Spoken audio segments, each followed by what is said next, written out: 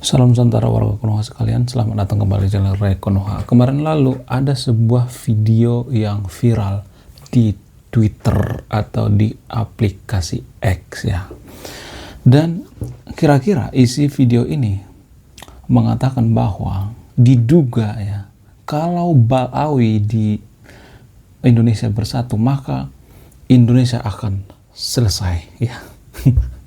Maksudnya Indonesia akan hancur ya. Diduga ada dua orang di video itu mengucapkan hal-hal seperti itu. Kalau Balawi bersatu maka Indonesia akan bubar ya. Hancur maksudnya. Jadi ketika saya menonton video itu ada semacam keangkuhan ya. Dan oknum habaib ini ya nggak ada kapok-kapoknya kali ya. Bukannya kemarin sudah dilibas sama guru gembul ya, kaum Balawi ini sudah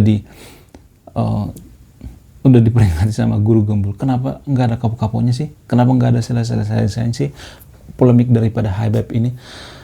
Saya pikir ya polemik habaib ini sudah selesai, sudah berakhir, sudah nggak ada lagi masalah. Tapi kok belum selesai ya? Jadi kadang saya berpikir gini guys, kok oknum habaib di Konoha itu anti kritik ya, ngeyel, nggak mau introspeksi diri. Udah jelas-jelas disuruh tes DNA, pada nggak mau tuh. Ya, konon katanya jumlah Balawi yang ada di Konoha itu ya, di Indonesia itu katanya jumlahnya 4 juta lebih. Jadi kalau mereka ini bersatu maka Konoha bubar. Padahal hancur maksudnya. Padahal menurut data nggak ada. Ya, keturunan Balawi itu diperkirakan kurang lebih 1 juta ya, nggak sampai 4 juta. Jadi masyarakat Konoha yang 220 juta ini gimana? Ya, nggak, maksudnya takut gitu sama yang 1 juta. Sungguh tidak masuk akal. Kadang saya berpikir gini guys, kenapa sih ya muhibin, penyepong daripada habaib ini, pendukung daripada habaib ini, dukungannya itu brutal banget ya, menutup mata, nggak introspeksi diri. Harusnya kan introspeksi diri, apa sih kontribusi saya terhadap negara. Harusnya kan oknum habaib seperti ini kan harusnya berpikir dong ya, seperti Habib Bahar ya, Habib Rizik misalnya. Berpikir dong, apa sih kontribusi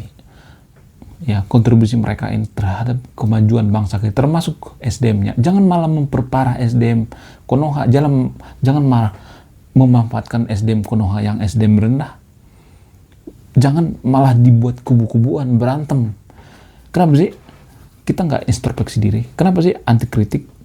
Jadi lama saya memperhatikan hal seperti ini. Kenapa warga Konoha itu ya, ini hanya warga Konoha ya, bukan warga Indonesia ya, terutama umat muslim yang ada di Konoha ya, nggak semuanya tapi ya rata-rata anti kritik. Sekali lagi saya katakan anti kritik. Kalau ngekritik agama lain mereka paling jago, nggak semuanya tapi rata-rata seperti itu. Tapi kalau mereka dikritik ya, mereka paling emosi, gelonjotan, marah-marah nggak jelas, persekusi, bubarkan, konflik, ya, laporkan, dikit-dikit penistaan. Jadi umat muslim yang ada di Konoha, saya melihat rata-rata seperti itu, tapi tidak semuanya, rata-rata seperti itu. Dan saya bertanya-tanya, kenapa para mukibin ini seperti itu ya, dan oknum habaib yang di Konoha juga seperti itu, malah memperparah. Sudah tahu pengikutnya SDM rendah, malah dimanfaatkan. Ini kan mau dimanfaatkan maksudnya. Jadi harusnya kan ditingkatkan dong. Kalau misalnya SDM rendah, pengikutnya SDM rendah itu ditingkatkan SDM-nya, bukan malah dimanfaatin.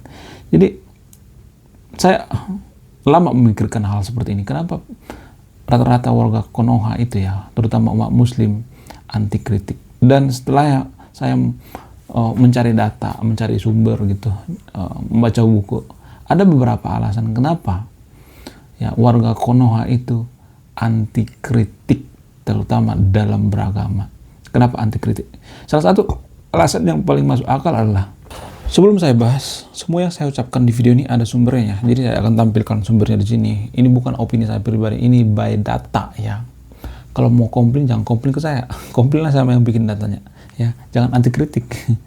Kan di Konoha itu ya, kalau misalnya saya ngambil data, misalnya data itu dari barat misalnya, atau dari timur, dari selatan, warga Konoha kan pasti cenderung mengatakan seperti ini. Oh, ini kan dari barat. Oh, ini kan dari Zionis. Oh, ini kan dari sini datanya. Oh, kalau dari datanya dari barat enggak jujur dan lain sebagainya. Jadi jangan seperti itu, jangan a priori. Itu namanya a priori. Dari manapun datanya, kalau jujur ya, tetap kita apresiasi ya. Kalau masuk akal, tetap kita apresiasi.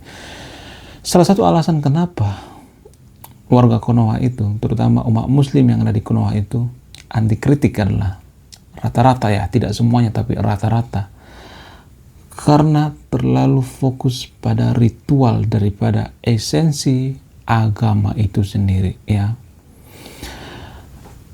Terlalu fokus pada ritual-ritual daripada esensi, dan ya mereka mempunyai keimanan yang absurd ya. Ini kan sangat susah ya dikritik, terutama yang punya keimanan yang absurd. Contohnya misalnya gini, apakah keimanan itu bisa dibuktikan secara ilmiah? Enggak dong. Siapa yang bisa menakar keimanan seseorang? Ya, enggak ada yang bisa. Dalam kurung keimanan itu ya, keimanan warga Konoha ya, suka-suka gue.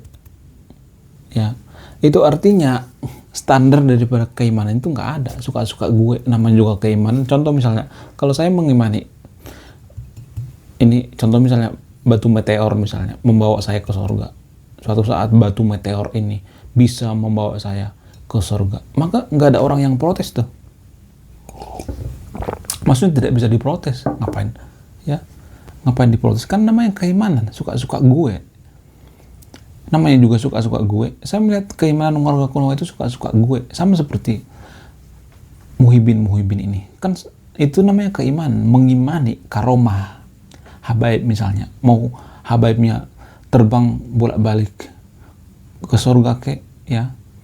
Mau terbangnya pakai sapu lidi kek, sapu ijuk kek.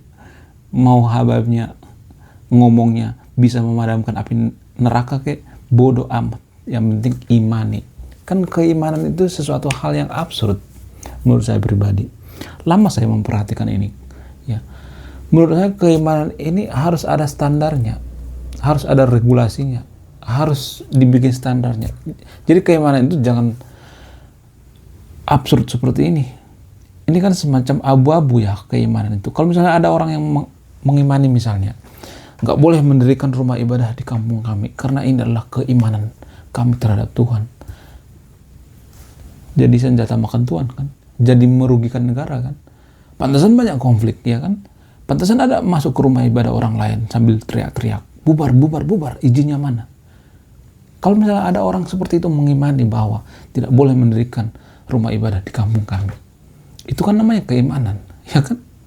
Ya nggak sih? Kalau misalnya ada yang mengimani, ya dalam keadaan beriman, ya kalau kita dalam keadaan beriman, mau memperkaos kek, ya, mau berzina kek, mau mencuri kek, itu masuk surga. Ada yang mempercayai seperti itu kalau dalam keadaan beriman. Ini menurut saya itu senjata yang paling berbahaya ya.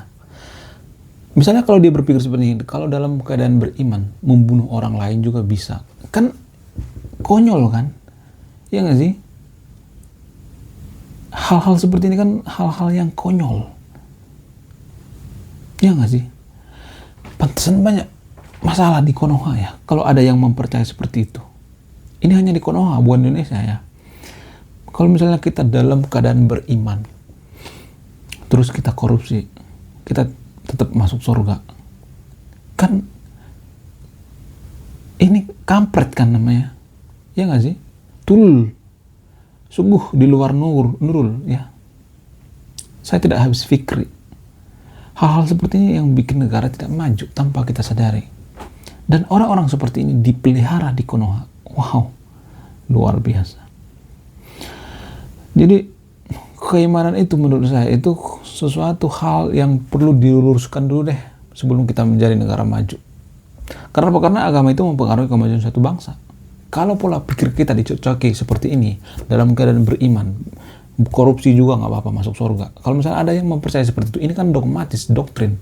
Kalau misalnya ada mukibin misalnya dalam keadaan beriman, kita membela Habib atau Habaib, oknum Habaib yang bodoh juga, kita bisa masuk surga. Kan ini namanya keimanan.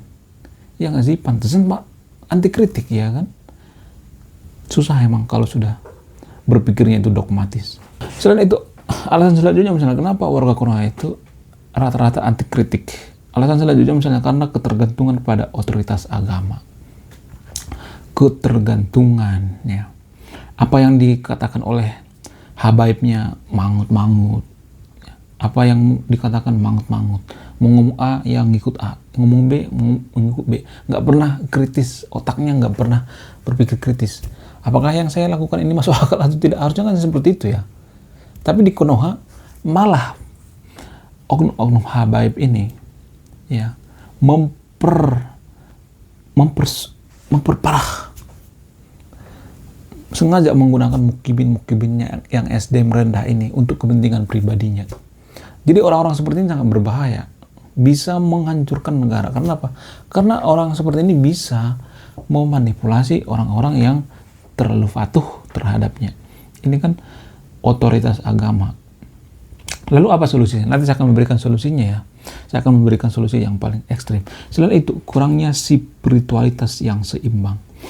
Sebenarnya kita itu beragama itu hanya simbol, guys. Kenapa saya mengatakan seperti itu? Kalau beragama itu tidak hanya simbol, tidak mungkin di Konoha itu ada korupsi. Ya. Jadi agama itu sebenarnya hanya simbol, guys, ya. Selain itu, kekhawatiran akan dosa dan hukuman. Terlalu khawatir terhadap dosa juga bisa seperti itu, guys. Khawatir terhadap neraka, surga, dan lain sebagainya. Bukan berarti saya mengatakan yang tervideo untuk tidak percaya dengan neraka ya. Karena neraka itu juga masih dipertanyakan, surga juga masih dipertanyakan. Jadi di Konoha itu sudah banyak orang yang punya kapling surga, padahal surga juga masih dipertanyakan. Surga juga masih dipertanyakan.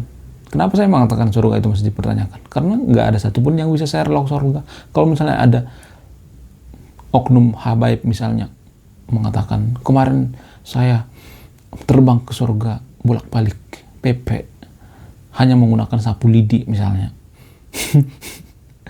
Maka mukibin akan mempercayai ini ya. Imani saja, cukup imani saja. Kalau nggak berdosa, ini kan semacam kekhawatiran namanya. Jadi makanya saya berkali-kali mengatakan bahwa agama itu hanya cocok bagi orang-orang yang pintar, bukan orang-orang yang bodoh. Selain itu faktor psikologis misalnya, ketertarikan emosi yang kuat dengan keyakinan. Kalau misalnya kita mempertanyakan keyakinannya, maka akan marah. Padahal kalau boleh jujur ya, agama samawi, agama mayoritas di Konoha, agama Kristen, agama Yahudi itu banyak banget kemiripan dengan agama-agama dari Sumeria, Mesopotamia kuno, Zoroaster. Ada banyak kemiripan. Ya, air bah ya, dan lain sebagainya. Ada banyak. Ya, Adam dan Hawa. Konsep bertauhid juga itu dari Zoroaster. Ada banyak kemiripan. Nah, yang jadi pertanyaan, siapa yang copy paste? Apakah agama Samawi atau agama Zoroaster? Sementara agama Mesopotamia kuno, agama Sumeria, agama Zoroaster itu sudah ada 2100 sebelum Masehi. Artinya sudah ada ratusan tahun atau ribuan tahun sebelum agama Samawi lahir. Jadi kalau kita mengatakan seperti ini kepada orang-orang yang berlebihan dalam beragama, yang terlalu dogmatis, maka kita akan dimaki-maki. Kalau sudah terlalu berlebihan dalam beragama, sudah terhipnotis oleh karomah habaib, maka akan susah. Jangan berharap kita menjadi negara maju. Lupakan itu. Kalau pemikiran-pemikiran seperti ini tidak bisa diterima. Selain itu, ya, identitas diri yang sangat terikat dengan agama. Ya. Ada banyak seperti itu di Konoha. Sangat tertarik di agama. kita bicara tentang sains, dihung-hungkan dengan kitab sucinya. Itu ada di kitab suci kita. Itu sudah tertulis di kitab suci kita. Ya, padahal nggak ada. Kalau kita mengatakan bumi itu bulat, maka itu sudah ada tertulis di kitab suci kita. Kalau kita menanyakan dalilnya di mana? Nggak ada. Itu cuma klaim sepihak doang. Selain itu, kekhawatiran akan kehilangan identitas atau keyakinan. Ini juga berpengaruh. Selain itu, rasa memiliki dan superioritas. Merasa paling superior. Agama kita yang paling benar. Agama kita yang paling suci. Agama lain sesat. Ya, pokoknya kalau kita beriman, kita akan masuk surga. Kalau masuk ke agama kita, jaminan masuk surga atau masuk surga. Pret, tai kucing yang ada. Orang-orang seperti ini adalah orang-orang yang nalarnya sudah mati, sudah disuntik mati. Orang-orang seperti ini diharapkan menjadikan Indonesia emas. Wow, sungguh keterlaluan. Sungguh terlalu silau ya. Selain itu, faktor kognitif juga berpengaruh ya. Interpretasi agama yang rigid dan literal ya. Kurang memahami pemahaman tentang konteks agama. Agama itu kontekstual, guys. Kontekstual. Tidak bisa seperti yang zaman dulu diterapkan zaman sekarang. Nggak bisa. Zaman dulu kita diajak untuk apa? Untuk, mohon maaf, cebok pakai batu misalnya. Ya. Zaman dulu kita diajak untuk konflik, perang. Zaman dulu kan syarat dengan konflik dan perang. Makanya di kitab suci itu ada kisah-kisah perang, ya. Ada kisah-kisah konflik di situ. Masa kita harus menerapkan itu di zaman sekarang? Itu kan kontekstual. Jadi kalau boleh jujur ya, sumber daripada konflik itu sendiri berasal dari agama itu sendiri. Karena apa? Ada egosentris dan ada warisan dendam di sana. Makanya warga Konoha itu banyak membenci Yahudi kan. Padahal Yahudi nggak punya salah. Kenapa? Karena warisan. Ini dendam warisan. Kita nggak pernah melakukan atau berinteraksi dengan Yahudi. Tapi kita benci setengah mati dengan Yahudi. Astaga, kacau negara seperti ini mah. Selain itu, kurangnya maksudnya keyakinan absolut dan tidak mau menerima kritik ya. Penggunaan agama sebagai mekanisme pertahanan. Kalau sudah mayoritas maka saya berkuasa. Ya, dalam hati mereka mengatakan seperti ini. Kasihan tuh kafir. Udah minoritas, kasihan. Menderita. Ada banyak warga Konoha yang berpikiran seperti itu. Jangan salah kalian. Saya sangat sering mendapati komentar-komentar seperti itu di video ini. Ada banyak komentar seperti itu, guys. Ada banyak seperti itu. Dan ini ya sengaja ya dipertahankan oleh negara. Negara tidak mau tegas dengan orang-orang seperti ini. Orang-orang yang intoleran, orang-orang yang merasa superior dan lain sebagainya. Selain itu, ya ada beberapa alasan, misalnya faktor sosial, pengaruh lingkungan dan komunitas juga berpengaruh. Kalau kita berkumpul dengan orang yang penjual parfum, kita akan bawa parfum. Kalau kita berkumpul dengan orang yang suka ngerumpi, kita juga ikut ngerumpi. Kalau berkumpul dengan orang-orang yang cerdas, kita juga cerdas. Kalau kita berkumpul dengan komunitas orang yang fanatik dalam beragama atau berlebihan dalam beragama, maka kita akan fanatik juga. Jadi jauhi lingkungan-lingkungan yang fanatik dalam beragama ya, berlebihan dalam beragama. Selain itu, kekurangan eksposur terhadap pemikiran lainnya. Kalau ada data misalnya, dan data ini tidak berpihak dengan agama kita, maka kita akan mengatakan, ini menghancurkan agama kita dari dalam. Jadi kita selalu berpikiran negatif. Konflik antar kelompok agama juga mempengaruhi ya. Kekhawatiran akan kehilangan status sosial dan lain sebagainya. Ada banyak faktor ya. Lalu bagaimana mengatasi hal seperti ini? Seperti yang saya katakan di video saya sebelumnya, berulang-ulang saya mengatakan, Konoha itu butuh yang namanya sekularisme. Apakah sekularisme ini bertentangan dengan Pancasila? Enggak. Justru sekularisme itu sesuai dengan Pancasila. Karena kita kan sering keliru tentang Pancasila. Kita sering cuman mengambil ayat pertama doang, ketuhanan yang Maha Esa kan di Pancasila. Yang lainnya kita abaikan. Ya, kemanusiaan, keadilan kita abaikan semuanya.